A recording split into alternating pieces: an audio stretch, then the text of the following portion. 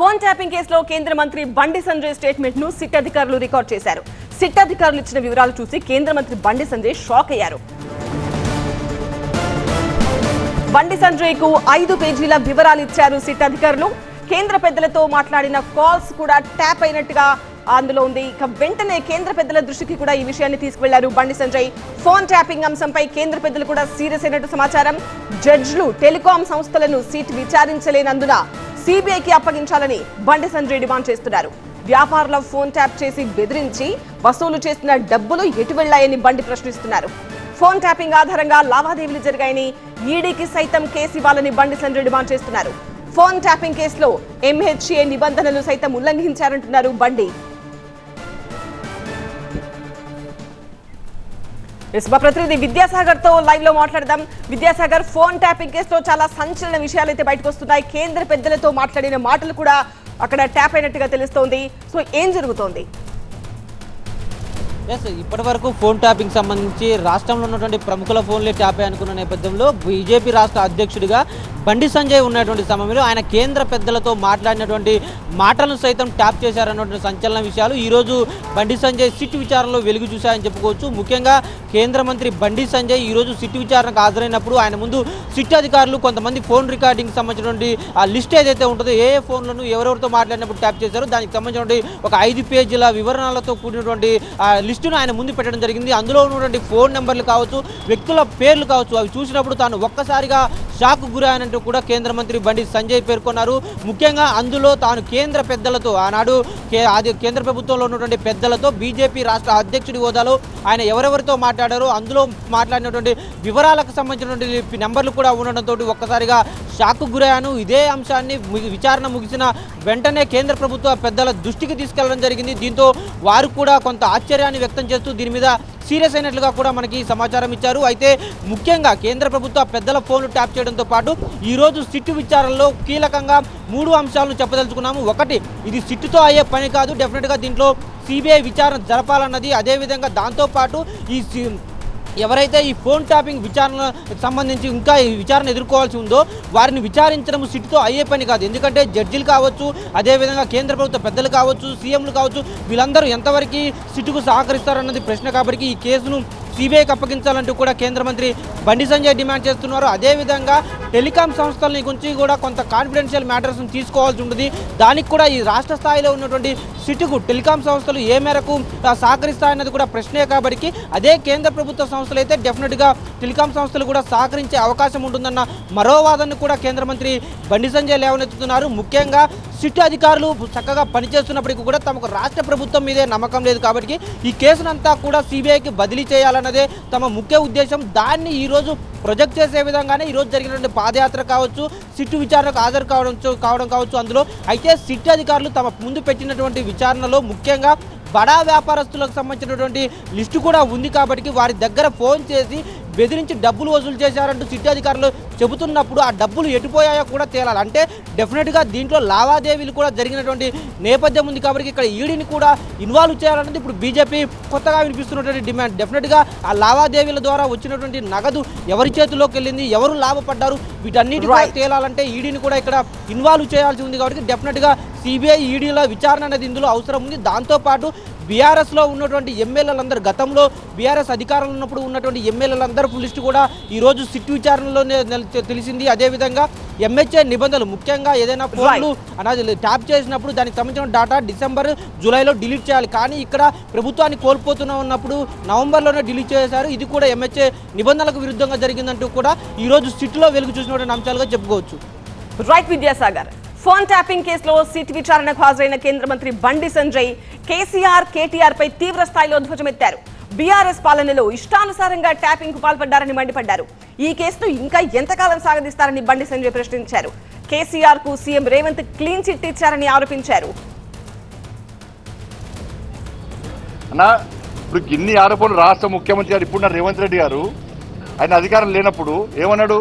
మేము అధికారంలోకి వచ్చిన వెంటనే డ్రగ్స్ కేసు బయట తీస్తాం, ఫామ్ హౌస్ కేసు బయట తీస్తాం, ఫోన్ ట్యాపింగ్ కేసు బయట తీస్తాం, కాళేశ్వరం కేసు బయట తీస్తాం, ఫార్ములా ఈ కేసు బయట తీస్తాం, ఇవన్నీ చెప్పే ఏమే సంవత్సరం ఒక్క కేసీఆర్ కుటుంబాన్ని ఒక్కరు అరెస్ట్ చేసినావా?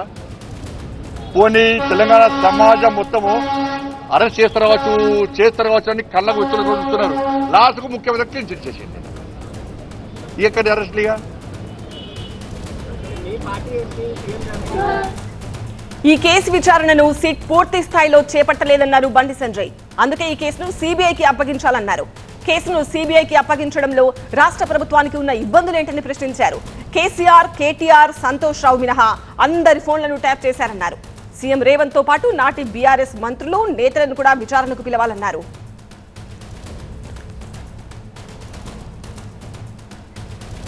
ఇక మాజీ మంత్రి బీఆర్ఎస్ ముఖ్య నేత హరీష్ రావు సచివాలయంలో ప్రభుత్వ ప్రధాన కార్యదర్శిని కలిశారు. ఇటీవలే జస్టిస్ పీసీ ఘోష్ కమిషన్ ప్రభుత్వానికి అందజేసిన 665 పేజీల రిపోర్ట్ ని తమకు ఇవ్వాలని కోరారు. ఈ మేరకు కేసీఆర్ రాసిన లేఖను సీఎస్ కి అందజేశారు.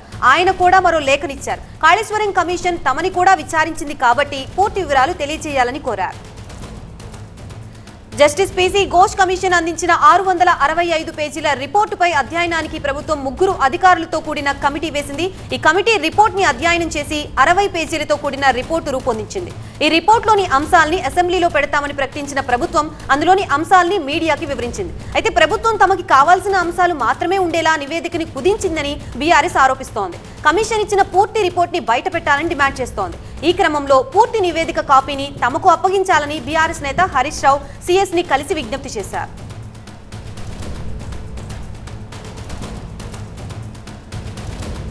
ఇదే అంశానికి సంబంధించి మనకి పూర్తి అప్డేట్స్ ఇవ్వడానికి మా ప్రతినిధి రాకేష్ సిద్ధంగా ఉన్నారు. రాకేష్, బీఆర్ఎస్ నేత హరీష్ రావు సీఎస్ ని కలిసి ఏమేం విజ్ఞప్తి చేశారు, దానికి సంబంధించి పూర్తి డీటెయిల్స్ ఏంటి?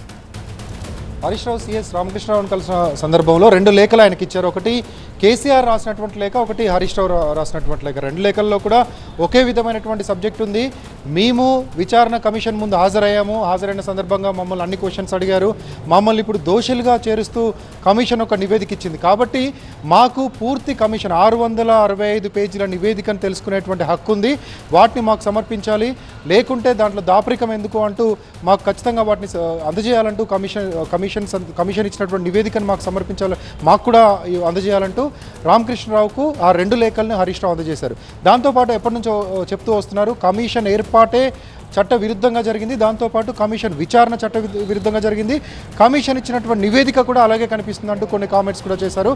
అదే లేఖలో కమిషన్ సెక్షన్ 8లో ఉన్న ప్రకారం ఎప్పుడైతే దోషులుగా నిర్ధారిస్తారో ఒక వ్యక్తినో, ఒక సంస్థనో, ఒక రాజకీయ పార్టీనో, ఒక అప్పట్లో పనిచేసినటువంటి ప్రభుత్వాన్ని, వాళ్ళని దోషులుగా నిర్ధారించే ముందు మీ నిర్దోషిత్వాన్ని నిరూపించుకునేటువంటి అవకాశం ఇవ్వాల్సి ఉంటుంది.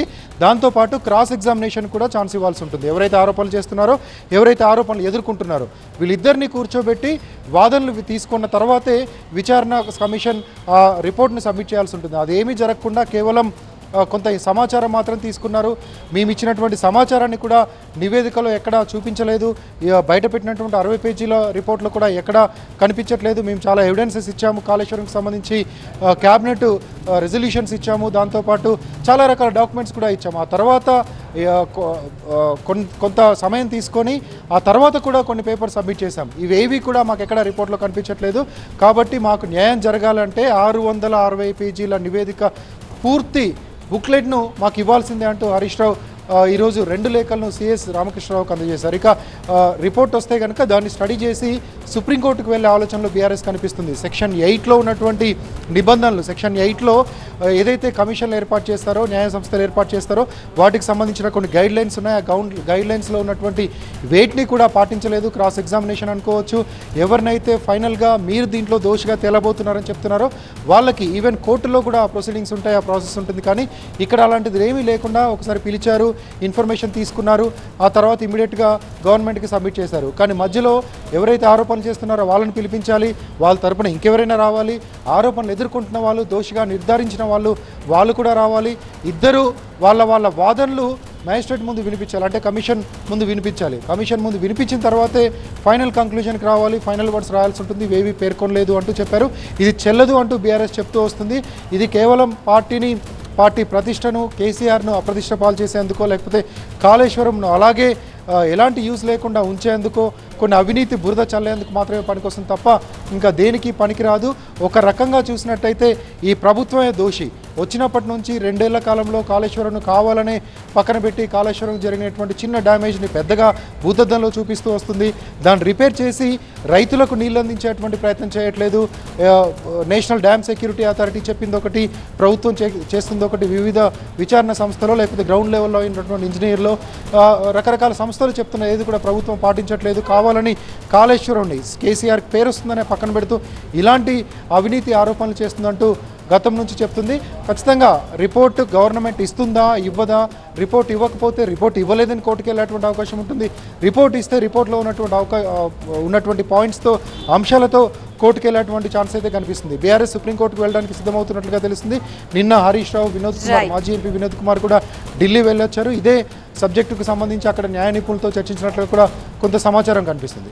Right, thank you Rakesh. Pulivendula ZPTC ఉప ఎన్నిక తేదీ దగ్గర పడుతుండటంతో అక్కడ రాజకీయాలు కొత్త మలుపులు తిరుగుతున్నాయి. పులివెందుల్లో పర్యటించిన వివేకా కుమార్తె వైఎస్ సునీత వైసీపీ లక్ష్యంగా విమర్శలు చేశారు. చిన్నప్పటి నుంచి తమతో కలిసిమెలిసి పెరిగిన అవినాష్ రెడ్డి తమ కుటుంబానికి ద్రోహం చేస్తారని ఊహించలేదు అన్నారు వైఎస్ సునీత. అవినాష్ మాకంటే ఒక 10 సంవత్సరాల దాకా చిన్న. నాకు జ్ఞాపకాలు ఆ సందులో అందరు మాడుకుంటుంటే అవినాష్ పరిగెత్తుకుంటూ రావడం. చిన్నపిల్లడు నాన్నను మర్డర్ చేశాక ఎప్పుడైతే అవినాష్ నాకు లెటర్ తీసుకొచ్చాడో, ఆదినారాయణ రెడ్డి, సతీష్ రెడ్డి, బీటెక్ రవి వీళ్ళందరూ నాన్న హత్యకు కారణమని లెటర్ తీసుకొచ్చారో, అసలు ఇట్లా ఇన్సిడెంట్కి, ఇట్లా నాన్న మర్డర్కి అవినాష్ సంబంధం ఉంటుందని ఎక్కడే కానీ అనుకోలేదు. నాకు అవినాష్ అంటే ఆ వీధిలో తిరుగుతున్న చిన్న పిల్లోడు, మేమందరం కలిసి ఆడుకుంటుంటే అవినాష్ పిల్లోనిలాగానే చూస్తుంటాం. అటువంటి మనిషి ఇట్లా మారుతాడు అన్న తలంపు ఎక్కడే కానీ రాలేదు. అయితే సునీత వ్యాఖ్యలని వైసీపీ తప్పుపడుతోంది. వివేకా హత్య కేసులో సునీతను టీడీపీ ఓ పావులా వాడుకుంటోందని ఆరోపించారు మాజీ మంత్రి మేరుగ నాగార్జున. చంద్రబాబు చేతిలో సునీత కీలుబొమ్మలా మారారని అన్నారు. జెడ్పీటీసీ ఎన్నికల కోసమే సునీత బయటకొచ్చారని, ఎన్నికలు వస్తేనే సునీత బయటకొస్తూ ఉంటారని విమర్శించారు. మరోవైపు ఎన్నికల ప్రచారంలో వివేకా మర్డర్ కేసు కూడా తప్పకుండా ప్రస్తావిస్తామన్నారు BJP MLA Adinarayana Reddy. ZPTC ఎన్నికల ప్రచారంలో పాల్గొనాలని సునీతను తాము ఆహ్వానించలేదన్నారు. ఒకవేళ ఆమె కూటమి తరపున ప్రచారం చేస్తే అభ్యంతరం లేదన్నారు ఆదినారాయణ రెడ్డి. సో వివేకానంద రెడ్డి ఇష్యూ మళ్లీ తెర మీదకి వచ్చింది. ఎన్నికల నేపథ్యంలో విమర్శలు ప్రతి విమర్శలతో సిచ్యువేషన్ చాలా హాట్ గా కనిపిస్తోంది. పులివెందుల్లో పరిస్థితిని వివరించడానికి మా ప్రతినిధి సుధీర్ సిద్ధంగా ఉన్నారు. సుధీర్, హాట్గా సాగుతున్న పులివెందుల ఎన్నికల ప్రచారానికి ఇంకా 2 రోజులు మిగిలి ఉంది. ఆదివారం సాయంత్రం 5 గంటలతో పులివెందుల ఎన్నికల ప్రచారం ముగియబోతా ఉంది. ఉప ఎన్నికకు సంబంధించిన ప్రచారంలో ఇప్పటికే అనేక గందరగోళాల మధ్య, కొన్ని ఒడిదుడుకుల మధ్య ప్రచారాలు జరుగుతూ ఉన్నాయి. అయితే ఇప్పుడు ప్రజెంట్ అయితే కొంతమంది పెద్ద నేతలు ఇప్పుడు పులివెందులో దిగారు. పులివెందులకు సంబంధించి ఇరు పార్టీలకు సంబంధించిన నేతలు హోరాహోరీ ప్రచారాన్ని చేస్తున్న నేపథ్యంలో గెలుపుపై ఎవరికి వారే ధీమా వ్యక్తం చేస్తూ ఉన్నారు. ఎట్టి పరిస్థితుల్లో పులివెందులలో పట్టు కోల్పోకూడదని చెప్పేసి వైసీపీ ప్రయత్నం చేస్తూ ఉంటే, పులివెందుల జెడ్పీటీసీ ఉప ఎన్నిక స్థానాన్ని గెలిచి కుప్పానికి రిటర్న్ గిఫ్ట్ ఇస్తామంటూ టీడీపీ నేతలు చెప్తా ఉన్న ఈ పరిస్థితుల్లో ఉప ఎన్నిక చాలా హోరాహోరీగా నడుస్తూ ఉంది. 12వ తారీఖు జరిగే ఎన్నికలకు ఇక్కడ అందరూ కూడా సంసిద్ధమవుతున్న పరిస్థితి కనబడుతూ ఉంది. అయితే ఇక్కడ ఇంకో విషయం ఏంటంటే, ఇప్పుడు ఈ రోజు నుంచి కొత్తగా ఈరోజు వివేకానంద రెడ్డి 74వ జయంతి సందర్భంగా ఆదినారాయణ రెడ్డి సునీత ఫ్యామిలీని కలవటం, కలిసిన దగ్గర నుంచి కొంత సేవ్ వివేకానంద రెడ్డి ఫ్యామిలీ అనే ఒక నినాదాన్ని ఇప్పుడు బయటకు తీసుకొచ్చారు. ఈ నేపథ్యంలో ఇప్పుడు కొత్తగా ఈ ఎన్నికల సమయంలో ఈ అంశాన్ని బయటకు తీసుకురావడం కొంత చర్చనీయాంశంగా మారింది. దానికి తోడు సునీత కూడా నిన్న చేసిన కామెంట్స్ మనం చూడొచ్చు. పులివెందుల్లో జరిగే పరిణామాలను చూస్తుంటే భయం వేస్తుందని, కావాలని చెప్పేసి రెచ్చగొట్టే ప్రయత్నాలు వైసీపీ నేతలు చేస్తున్నారని చెప్పేసి ఆవిడ బహిరంగంగానే చెప్తుంది. అలాగే ఇటు పులివెందుల్లో నుంచి వైసీపీ నేతలు కూడా టీడీపీ నేతలు అరాచకాలు సృష్టించి ఆ అరాచకాలని వైసీపీ మీద రుద్దే ప్రయత్నం చేస్తున్నారని చెప్పేసి కూడా వాళ్ళు చెప్తున్నారు. గత 2 రోజుల క్రితం జరిగిన గొడవ కూడా చూడొచ్చు మనం. ఏదైతే నల్గొండపల్లి వారి గ్రామంలో జరిగిన గొడవకు సంబంధించి కానీ, తర్వాత టీడీపీ వైసీపీలు పరస్పరంగా ఒకరిపై ఒకరు పెట్టుకున్న కేసులు కానీ, ఇవన్నీ కూడా చూస్తే చాలా ఉద్రిక్త వాతావరణం ఉంది అనుకున్న నేపథ్యంలో గత 2 రోజులుగా అయితే కొంత కామ్గానే ఉంది. ఎవరికారు ఎన్నికల ప్రచారం చేసుకుంటూ ఉన్నారు. అంతేకాకుండా పోలీసులు కూడా ఎక్కడైతే అనుమతి ఇస్తారో వారికి ఆ అనుమతి ఇచ్చిన ప్రదేశాల్లో మాత్రమే ఎన్నికల ప్రచారం చేసుకోవాలని చెప్పేసి చెప్తున్నారు. కాబట్టి ఉదయం నుంచి మధ్యాహ్నం 3 గంటల వరకు ఆల్మోస్ట్ వైసీపీ వాళ్ళు ప్రచారం చేస్తూ ఉంటే, సాయంత్రం 3 తర్వాత టీడీపీ వాళ్ళు ఎన్నికల ప్రచారం చేస్తున్న పరిస్థితి. పెద్ద నాయకులు వచ్చినప్పుడు మాత్రం ఇలా జరుగుతుంది. ఉదయం నుంచి మధ్యాహ్నం 3 వరకు ఒకళ్ళు, మధ్యాహ్నం 3 నుంచి నైట్ వరకు ప్రచారం చేసుకోవడానికి నేతలంతా కూడా తిరుగుతున్న పరిస్థితి. ఈ క్రమంలో మరో 2 రోజులే ఎన్నికల ప్రచారానికి మిగిలి ఉన్న ఈ క్రమంలో పులివెందుల ఉప ఎన్నిక చాలా హోరాహోరీ పరిణామాల మధ్య జరిగే అవకాశం అయితే కనబడతా ఉంది. పూర్తి స్థాయిలో ఎన్నికలు నిర్వహించడానికి ఎన్నికల అధికారులు కూడా ఇప్పటికే ఈరోజు జిల్లా కలెక్టర్ కూడా కొన్ని ఏదైతే ఈ పోలింగ్ బూత్లోనే పులివెందులకు సంబంధించి మొత్తం 15 పోలింగ్ బూత్లు ఉన్నాయి. ఈ 15 పోలింగ్ బూత్లకు సంబంధించి ఎక్కడెక్కడ సమస్యాత్మక ప్రాంతాలు ఉన్నాయో అవన్నీ కూడా తిరుగుతూ ఉన్నారు. ఈరోజు మొన్న గొడవ జరిగిన నల్లగొండపల్లిలోని ఊరికి వెళ్తాం, అక్కడ ఉన్న పోలింగ్ బూత్ను పరిశీలించడం, అక్కడ వెబ్ కాస్టింగ్ అవన్నీ కూడా సీసీ కెమెరాలను ఏర్పాటు చేయడం ఇవన్నీ కూడా పరిశీలించడం జరిగింది. పూర్తి స్థాయిలో ఎన్నికలను ఎటువంటి ఇబ్బంది లేకుండా చేయడానికి అధికారులు సన్నద్ధమవుతా ఉన్నారు. అలాగే ఇరు పార్టీలు కూడా గెలుపుపై ధీమా వ్యక్తం చేస్తూ ఎట్టి పరిస్థితుల్లో 12వ తారీఖు జరిగే ఎన్నికకు ఇరు పార్టీలు సన్నద్ధమవుతున్న పరిస్థితి కనబడతా ఉంది.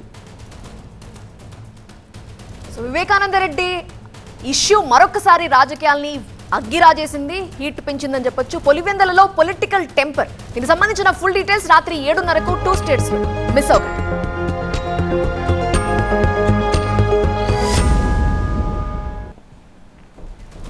ప్రముఖ ఆధ్యాత్మిక క్షేత్రం తిరుపతిలో 2వ రోజు కూడా ఫుడ్ సేఫ్టీ అధికారులు దాడులు కొనసాగాయి. నిన్న హోటల్స్, రెస్టారెంట్స్ పై రైడ్ చేస్తే ఇవాళ బేకరీ, స్వీట్ ఐటమ్స్ తయారు చేసే కేంద్రాలపై అధికారులు రైడ్ చేశారు. Joint food controller Purnachandrarao, legal metrology joint controller Sudhakar ఆధ్వర్యంలో దాడులు జరిగాయి. రేణిగుంట ఇండస్ట్రియల్ ఏరియాలోని కొన్ని పరిశ్రమలకు లైసెన్సులు కూడా లేవని గుర్తించారు. అపరిశుభ్రమైన వాతావరణంలో బేకరీ ఫుడ్స్, కొన్ని చోట్ల ప్రమాదకరమైన ఫుడ్ కలర్స్ వాడుతున్నారని గుర్తించారు. ఈ తయారీ కేంద్రాలను సీజ్ చేసి నిర్వాహకులకు నోటీసులు ఇచ్చారు అధికారులు.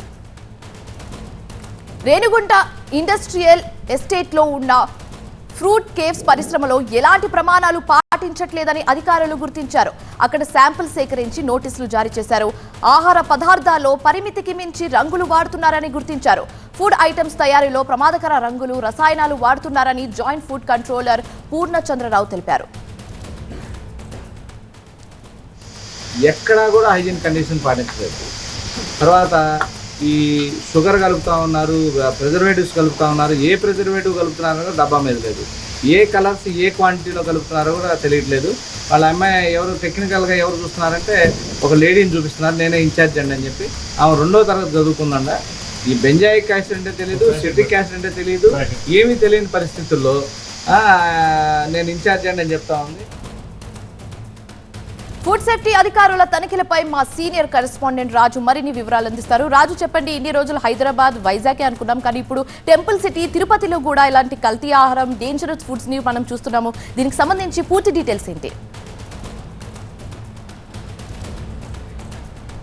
అంటే ఖచ్చితంగా 2 రోజులుగా అయితే తనిఖీలు కొనసాగుతున్నాయి. ఇప్పటి వరకు కూడా దాదాపుగా 70 చోట్ల తనిఖీలు చేశారు, 70 చోట్ల శాంపుల్స్ సేకరించారు. అయితే ఇప్పటి వరకు 15 కేసులు నమోదు చేశారు. మొదటి రోజు నిన్నంతా హోటల్స్, రెస్టారెంట్లో తనిఖీలు చేస్తే 2వ రోజు అంతా కూడా స్వీట్లు, బేకరీలు, మ్యానుఫ్యాక్చరింగ్ యూనిట్లు ఇక్కడ తనిఖీలు చేస్తే ఇప్పటివరకు కూడా 15 కేసులు నమోదు చేశారు. ఈ 15 కేసుల్లో మిగతా శాంపుల్స్ కలెక్ట్ చేశారు. అడల్ట్రేషన్ ఎంతవరకు జరిగింది అన్నది నిర్ధారించిన తర్వాత మరిన్ని కేసులు నమోదు చేసే అవకాశం అయితే ఉంటుంది. అయితే ఒక ఆసక్తికరమైనటువంటి విషయాలు, విస్తుపోయే నిజాలు బయటకు వచ్చిన పరిస్థితి కనిపిస్తుంది. నిన్న రెస్టారెంట్ కుళ్ళిపోయినటువంటి మాంసాన్ని, అట్లాగే బూజు పట్టిన ఆహార పదార్థాలని వాడుతున్నట్టుగా నిర్ధారించారు. ఇందుకు సంబంధించి కొన్ని కిచెన్స్ కూడా లాక్ చేసిన పరిస్థితి కనిపిస్తుంది. మరోవైపు ఈరోజు బేకరీలు, తయారీ కేంద్రాల్లో తనిఖీలు చేస్తే అక్కడ పనిచేస్తున్న సిబ్బందికి ఏమాత్రము పరిజ్ఞానం లేదు. ఏ రంగులు వాడుతున్నారు, ఏ రసాయనాలు వాడుతున్నారు, ఎంత పరిణామంలో వాడుతున్నారు అనేది ఏది కూడా నాలెడ్జ్ లేనటువంటి వ్యక్తుల ద్వారానే అక్కడ పనిచేస్తున్నట్టుగా ప్రత్యేకించి ఎక్కడా కూడా హెల్తీ కండిషన్ లేదు.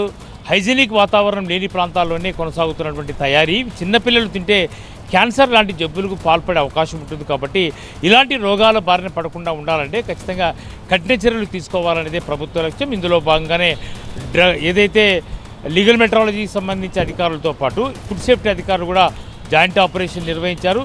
ఈ 2 రోజులు తనిఖీల్లో చాలా వరకు కూడా తిరుపతికి వచ్చే వేలాది మంది భక్తులు ఎక్కడైతే హోటల్స్ ఉంటే వాళ్ళని టార్గెట్ చేసుకునే ఇలాంటి విషపూరితమైనటువంటి ఆహారాన్ని అందజేస్తున్నటువంటి నిర్వాహకులపై కొరడా జురిపించే ప్రయత్నం అయితే చేసినట్టుగా స్పష్టమవుతుంది. చాలా క్లియర్గా అధికారులు చెప్తున్నది, చాలా వరకు కూడా వైలేషన్ జరుగుతూ ఉంది. ఆహార పదార్థాల తయారీ విషయంలో ఇప్పటివరకు ఎక్కడ కూడా నిబంధనలు పాటించకపోగా మరోవైపు లైసెన్సులు లేకుండానే తయారీ చేస్తున్నారు. ఈ ఉత్పత్తి కేంద్రాల నుంచి మార్కెటింగ్ అవుతున్నటువంటి అంటే ఎవరైతే తయారీ చేసి ఉత్పత్తిదారుడు యొక్క ఫోన్ నంబర్లు కానీ వాళ్ళకి సంబంధించిన సమాచారం కానీ ఇవన్నీ ఏవీ లేకుండా లైసెన్సులు లేకుండా ట్రేడ్ లైసెన్స్ తీసుకోకుండా సరైనటువంటి పరిజ్ఞానం ఉన్నటువంటి సిబ్బంది లేకుండా పనిచేస్తున్న ఆహార పదార్థాలు ప్రత్యేకించి రంగులు విషపూరితమైనటువంటి అది ఇండస్ట్రియల్ కలర్స్ వాడుతున్నారు కాబట్టి అత్యంత ప్రమాదకరంగా భావించినటువంటి పరిస్థితుల్లో ఖచ్చితంగా వీళ్ళందరి మీద కేసులు నమోదు చేసే అవకాశం ఉంది. ఈ రోజుతో ఇప్పటి వరకు కూడా చేసిన దాడులు అయితే ముగిశాయి కానీ రేపు మరిన్ని కేసులు నమోదు చేసే అవకాశం ఉన్నట్టుగా ఇప్పటివరకు మనకు తెలుస్తున్నటువంటి విషయం. Thank you Raju. Rahul Gandhi versus EC episode continue అవుతోంది. అయితే లేటెస్ట్ గా ఎన్నికల సంఘానికి 5 ప్రశ్నలు సంధించారు రాహుల్ గాంధీ. డిజిటల్ ఓటర్ జాబితా ఎందుకు ఇవ్వట్లేదు? సీసీటీవీ ఆధారాలు ఎందుకు నాశనం అయిపోయాయి? ఓటర్ల జాబితాని ఎందుకు తారుమారు చేశారు? ఏ రకంగా తారుమారైంది? ప్రతిపక్ష నేతల్ని ఎందుకు బెదిరిస్తున్నారు? అలాగే బీజేపీకి ఎన్నికల సంఘం ఏజెంట్గా మారిందా లేదా? ఇవి రాహుల్ గాంధీ సంధిస్తున్న ప్రశ్నలు. అయితే ఈసీ వెంటనే ఎలక్ట్రానిక్ డేటా ఇవ్వాలి అన్నది రాహుల్ గాంధీ చేస్తున్న డిమాండ్. లోక్సభ ఎన్నికల్లో కేవలం 25 సీట్ల ఆధిక్యంతోనే మోదీ ప్రధాని అయ్యారు. ఎలక్ట్రానిక్ డేటా ఇస్తే 25 ఎంపీ సీట్లను మోదీ దొంగ ఓట్లతో గెలుచుకున్నట్టుగా తాను నిరూపిస్తాను అంటూ సంచలన వ్యాఖ్యలు చేశారు రాహుల్. एक एक करके पकड़ेंगे, मेरी बात याद रखना, क्योंकि आप अगर इस पर हमला करोगे तो हम आप पर हमला करेंगे. ये हिंदुस्तान की आवाज है. याद रखिए, नरेंद्र मोदी 25 सीट की मार्जिन से प्रधानमंत्री हैं. एक सीट हमने दिखा दी कि चोरी हुई है. 25 सीट वो 35,000 या कम वोटों से जीते हैं. अगर हमें इलेक्ट्रॉनिक डेटा मिल जाए, हम साबित कर देंगे कि हिंदुस्तान का प्रधानमंत्री चोरी करके प्रधानमंत्री बना है. देश को यह सवाल पूछना चाहिए कि इलेक्शन कमीशन इलेक्ट्रॉनिक डेटा और वीडियोग्राफी क्यों नहीं दे रहा है. మా ప్రతినిధి గోపి మరింత ఇన్ఫోతో సిద్ధంగా ఉన్నారు. గోపి, చూస్తుంటే ఈ మాటల దాడి కంటిన్యూ అయ్యేలా కనిపిస్తోంది. రాహుల్ గాంధీ ఈసీ మీద తీవ్ర ఆరోపణలు చేశారు. మొన్న దానికి మళ్ళీ ఈసీ కౌంటర్ ఇచ్చింది. ఈసీ కూడా ఛాలెంజ్ చేస్తోంది, మీరు అఫిడవిట్ ఇవ్వగలరా అని. దానికి మళ్ళీ ఎలక్ట్రానిక్ డేటా ఇస్తే తాను నిరూపిస్తాను తన ఆరోపణలని రాహుల్ గాంధీ అంటూ ఉన్నారు. సో ఎలక్ట్రానిక్ డేటా ఇవ్వడం అనేది ప్రాక్టికల్గా ఎంతవరకు సాధ్యమవుతుంది? మళ్ళీ ఈసీ రియాక్ట్ అయ్యే ఛాన్సెస్ ఉన్నాయా? ఎస్, ఖచ్చితంగా రాహుల్ గాంధీ చాలా తీవ్రమైన విమర్శలు చేస్తున్నారు. బీజేపీకి ఎన్నికల సంఘం ఏజెంట్గా పనిచేస్తుందా అన్న ప్రశ్నను కూడా ఆయన ఈరోజు వేయడం జరిగింది. అలాగే కేంద్ర ప్రభుత్వం నరేంద్ర మోడీ కేవలం 25 లోక్సభ స్థానాలతో ముఖ్యంగా ఈ దొంగ ఓట్లతోనే ఆయన ప్రధాని అయ్యారు. ఎలక్ట్రానిక్ ఓటర్ల జాబితా తనకు ఇస్తే కనుక దాన్ని నేను ఖచ్చితంగా నిరూపిస్తాను అని చెప్పి రాహుల్ గాంధీ ఎన్నికల సంఘానికి సవాల్ విసురుతున్న పరిస్థితి. అయితే మీరు బహిరంగంగా ఎన్నికల సంఘం పనితీరుని ఓటర్ల జాబితాని విమర్శించడం కాదు, మీరు రిటర్న్గా ఒక కంప్లైంట్ ముఖ్యంగా ఎన్నికల సంఘానికి ఇవ్వచ్చు కదా, మీ అభ్యంతరాలు ఏవైతే ఉన్నాయో మీరు చెప్తున్న డేటా ఏదైతే ఉందో అది ఎన్నికల సంఘానికి ఇవ్వచ్చు కదా అని చెప్పి ఎన్నికల సంఘం కౌంటర్ కూడా వేస్తున్న పరిస్థితి ఉంది రాహుల్ గాంధీకి. బీహార్ ఓటర్ల జాబితా సవరణలో బీహార్లో 65 లక్షల ఓటర్లను తొలగించినప్పుడు దానికి సంబంధించి ఒక్క అభ్యంతరం కూడా ఇప్పటివరకు ఒక్క రాజకీయ పార్టీ కూడా విపక్షాల నుంచి ఫైల్ చేయలేదు అని చెప్పి చెప్తూనే రాహుల్ గాంధీ తన అభ్యంతరాలని నేరుగా ఎన్నికల సంఘం వద్దకు వచ్చి ఇవ్వచ్చు కదా, ఎందుకు ఎన్నికల సంఘాన్ని విమర్శిస్తున్నారు అని చెప్పి పూర్తిగా బీహార్లో ఎన్నికలు అయిపోయిన తర్వాత తన అభ్యంతరాలను ఎన్నికల సంఘం ముందు ఇప్పుడు ఏ విధంగా అయితే ఇటు మహారాష్ట్ర, హర్యానా, మధ్యప్రదేశ్, కర్ణాటకలో ఎన్నికలు అయిపోయిన తర్వాత ఇప్పుడు ఎన్నికల వ్యవస్థ పైన ఓటర్ల జాబితా పైన అభ్యంతరాలను లేవనెత్తుతున్నారు.